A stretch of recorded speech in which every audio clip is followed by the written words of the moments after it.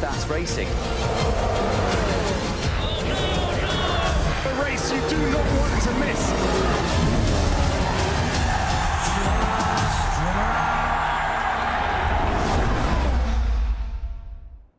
Hello, welcome to Paddock Uncut from Singapore. So much to talk about this weekend, from McLaren finally dumping Honda engines and getting Renault in return, to Renault nicking Carlos Sainz off Toro Rosso, to Toro Rosso taking the Honda engines, and that's before we even start to talk to the championship contenders about how they might go this weekend. So let's get on with it. It looks like there's a bit of a fresh future for McLaren. Is it all looking a little bit better as far as you're concerned? I don't know. I have no idea. I read the same news as you read in the last couple of weeks, and definitely, you know, we need to wait wherever news are coming in the next days or next weeks or wherever, and after that I will look how competitive any team can be, what are the projects for the next 3 months, 6 months, 9 months, where the expectations are for in terms of how competitive any team can be, and after that make my decision. Well, yes, because you know you want to be back to winning races. Well, yesterday really, and the day before that. But what McLaren looks like is maybe a few years, and then maybe with a long-term project after that. But I guess you can wait until 2021, can't you? I will make my decision. I think to be able to win next year and to be able to enjoy the podiums next year. I think all my fans, everyone is missing those times. Everyone is expecting me to fight at the front. Me, the first that I want that as well. And I think there are many possibilities, and something big is going to happen. And I'm pretty optimistic that we will be in that position, and people will enjoy that. So this is Thursday. You know, when you go into the supermarket, things have sell-by dates. So this interview has a sell-by date. It's basically one day, right? So tomorrow we're all going to know a lot more, and we can all do some talking about what's going on. So I don't really know. Just to check with you today, you can't say anything about all these rumours. No, so I don't understand why do you bother asking me. No, that's what I'm saying. This interview has a one-day sell-by date. Okay, because tomorrow we'll all be talking about everything else. We just still need to sell something, not tonight. So, well, supermarkets got to flog their old, tired, product that no one else is going to buy, haven't they? But I'll tell you what, I will ask. I want to ask about this team, your feelings about it, because obviously you've learnt here, right? You've had some good times, you've had some bad times. Max, you were with him and he's moved on and all of this. On the face of it, if what we think is going to happen, they're going to get a pretty bad deal. They're going to have a worse engine, and they're going to lose their best driver, which is you. I'm worried about the future of this team. It looks like they're going to go backwards next year. Am I wrong to be worried about it? I'm not worried. I'm convinced with the group of people there is in this team, whatever happens, they will end up sorting something out. For 3 years I've been here now. They've always come out with a decent car to be in the points in very tricky conditions. And I trust that with the great human beings that are in this team, with the great mechanics, great engineers, I'm convinced they will sort something out. Okay. All right. And we can't talk about anything else. Mid-race? You can try. No, I don't even want to try. You can't say anything. I'll tell you what. I'm sorry, but I can't. Okay. Well, listen, let's revisit this and we'll talk tomorrow. Okay. Perfect. I'm open for that. If he wants to come to a car that doesn't get the good parts and that breaks down all the time, then he's welcome to it. Well, there is that. For sure, we've had our fair share of bad luck this year. You haven't got the good parts. Sorry. And that. It's well, no, I think. No, we joke, but sometimes.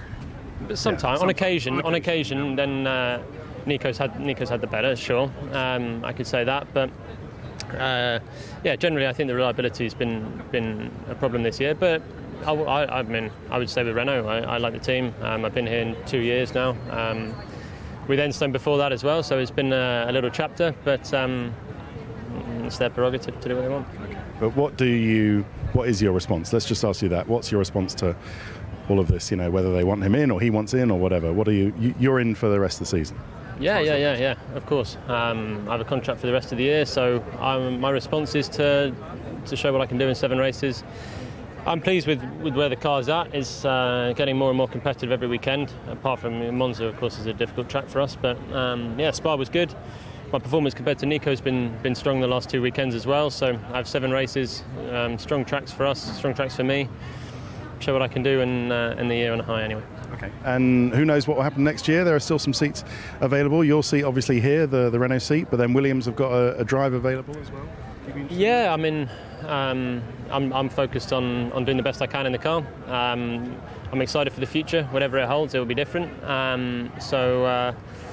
Yeah, we'll wait and see what happens. People expect Carlos Sainz to come in. Do you feel a little bit for Julian Palmer? He's had a lot of rough luck this year. He's had some reliability issues. Maybe hasn't had the chance to entirely show what he can do. Well, until that hasn't happened and hasn't been confirmed, there's no point saying that to Joe. I think he's still here fighting. He had a lot of bad luck and a lot of technical issues, but, let's see what happens. What can we talk about? We can't talk about anything really today, can we? Because we don't know what's happening. Depends what you want to talk about. Well, I want to talk about the fact you're going to have a Honda engine next year. I don't know anything about it, to be honest. So we can't talk about it until tomorrow. Will a Honda engine not be a step backwards? I think anything what will happen is going to be only good. Really? I don't know anything about these things, and we just have to be patient and see what's going to happen in the next few days, weeks, or whatever. Okay. Honda would have to get their act together for it to be better than what you've got now, but I guess you can't talk about it. I don't know.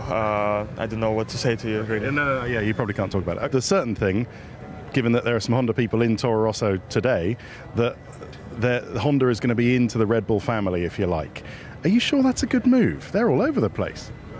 I mean, it's for me, I'm sure even as a driver, you know things, but you still don't know everything, and it's like we normally know a little bit more than maybe the media, but we still don't know everything. And, I'm sure if it's going to happen, then there's probably more reasons and there's more faith, let's say. But, obviously right now they're not performing with McLaren, and yeah, you'd need to see some improvements for that to work. But obviously, as I said, probably more than I know, there's reason, and there is probably some improvements to come. Things that I'm not too sure about yet, but I'm sure there's a good reason behind it. So next year will be interesting to see how that evolves. But it's all long term, isn't it? Just finally, it's all long term, because even longer term, we're talking about Porsche maybe coming in and being a partner with Red Bull. Yeah, there's a few question marks. Who's going to come in and that? I think Porsche would be good for the sport. As a brand, it's huge, and everyone seems to be dipping into Formula E or wanting to. So it'd be nice to have another big brand to enter F1 and to keep our sport going strong. I don't know what's going to happen in the future, because that's not up to me. I'm not the boss deciding all the papers and contracts and stuff, engines. But I believe in the team that's outside the engine. I think they can build a really good car. Of course, it was a bit tricky in the beginning of the year. We were just clearly off. But I think the last few races we have been already really close, and it's not easy to always make a compromise downforce levels wise. Like in Monza, if you saw our rear wing, it was not a lot of wing. So yeah, hopefully in the upcoming years, especially next year already, we have a competitive package, because that's where I signed for, and that's what I want to have next year. You've certainly earned your next year's contract. Wasn't really a doubt? 2 wins, a couple of poles in there, fastest lap here and there, There was no panic at any point, really. So, but of course, it is very, very good to have everything confirmed now. As a team, we can focus on the job and focus for long-term development together as well. So I'm happy with the situation. Do you like 1-year deals? Why is it a 1-year deal? It seems like I've always had a 1-year deal, so maybe it keeps me on my toes, Motivational. Yeah, could be. Well, we know what's happening with Valtteri, but what is how pleased are you that he's banged on, confirmed for another year? I'm happy for him. Doesn't really make any difference, really. I mean, you always go, you say about the team, it's been such a great team atmosphere, and that must be nice to have it confirmed for another year. It's nice for the team. We can just focus on doing our job. So in a year's time, that seat might be an option for you. I don't know. It's not me designing that. It's the bosses. They know really well what they are doing in Mercedes. They are great people, and they are champions, obviously. So it's them to decide, not my part. On my part, I have to focus on the job I have to do and make them happy. How do you size up what might be the potential fight at the front? Ferrari, are they favourites, or do you think you might be able to take them on? They look like on the street circuit they are the favorites, in favor of course, Mercedes. But you know, when you look at Monaco, we were not too far off, and our car was not as good as we have now by far. So I think we can be quite competitive here. If the year ended without a win for you, would you consider it a failure? Do you think you have to post a victory this year to, I suppose, make something of the year? Well, I don't have to do anything, but it's of course nice. But of course we know that we are not in the position to win races normally. But if we have the opportunity here, of course we go for it. Of course, you know, when you have a lot of luck, you can win a race. I think we have seen that already this season. But I want to win on merit, and hopefully this weekend we can do it. You must come here with a spring in your step. This has always been a good track for you. You've been the most successful guy here. The Ferrari should be well suited here. Would it almost be a letdown if you didn't win this weekend? I think it depends on the race. If you have the chance to win and you don't win, then yes. If you don't have the chance to win and you don't win, well then, you know. So I don't know. I mean, in theory it should be a bit better than here than Monza, but I think it will be close. We've seen that it's very close no matter where we go. How are you set for this weekend? We prepared the best way we could. I don't know. We'll find out, I guess, tomorrow, just about how quick we are or not. But I think I come here with the mentality that we want to win the race. I think we know it's going to be a difficult weekend. Ferrari for sure going to be quick. Red Bull, I think, will be strong this weekend. But there's no reason why we probably can't battle with them. Just be a lot closer than perhaps it has been in the past. But I want to win, so it's probably a buck.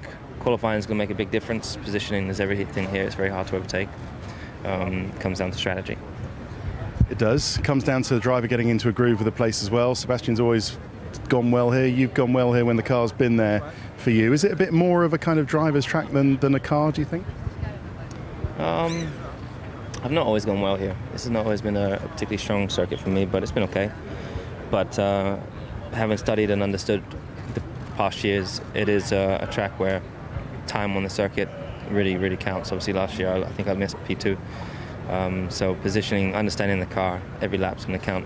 But I think the driver can make a bigger difference here because this is a long circuit. There's a lot of corners, 24 corners, whatever it is. So, yeah, so I plan to make a difference. But coming here, Kimi, surely Ferrari are favourites, aren't they?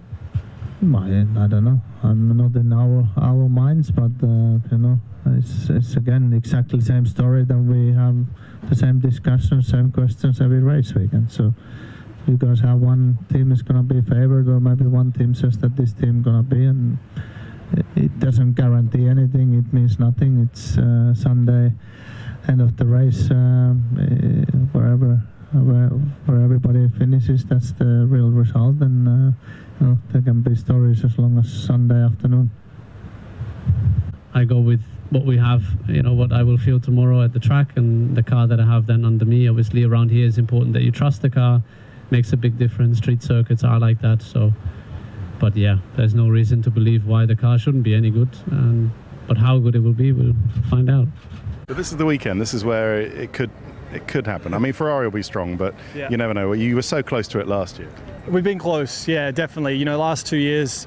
Last year was within a second, I think, and the year before with Seb was maybe within a couple seconds. So it's been close, close but no cigar. But hopefully this year we can do it. I'm definitely ready to go. I'm prepared, and I believe the team is. You know, I really feel their preparation coming up to here has been strong. So yeah, see how we go. I'm sure everyone else is feeling confident, but I think we're in a really good place. Well, Craig, sometimes it's difficult to get proper answers out of the drivers when their teams haven't actually announced anything yet, but we all know what's going on, and it seems some big things in place. Yeah, the tectonic plates shifting in F1, big companies making decisions. I think the drivers trying to ride the wave as best they can. I think there's a lot of interest around Red Bull at the moment. Renault apparently not going to supply them an engine after next season. What does that mean for the long-term strength of the team? Does Dietrich Mateschitz still have an appetite for it? Max Verstappen saying he still believes they can be a force to realise his ambitions. Well, it seems like Mateschitz is trying to offload Toro Rosso, whether it's to Honda in part or to someone else, probably, and you don't know whether these Porsche rumours coming in as well. But one other thing I wanted to discuss with you is Valtteri Bottas's new contract, but again, only for 1 year. That's right, yeah. Well done, Valtteri, for the new deal. He always seems to just get a year extra, doesn't he? But Esteban Ocon, who I spoke to, was quite pleased that Valtteri Bottas has just got a year, because I'm sure he thinks he's a live candidate for that Mercedes drive in 2019. Okay, brilliant, Craig. Thanks very much, and thank you for watching. See you throughout the weekend. Bye-bye. Sky Sports F1. Feel it all.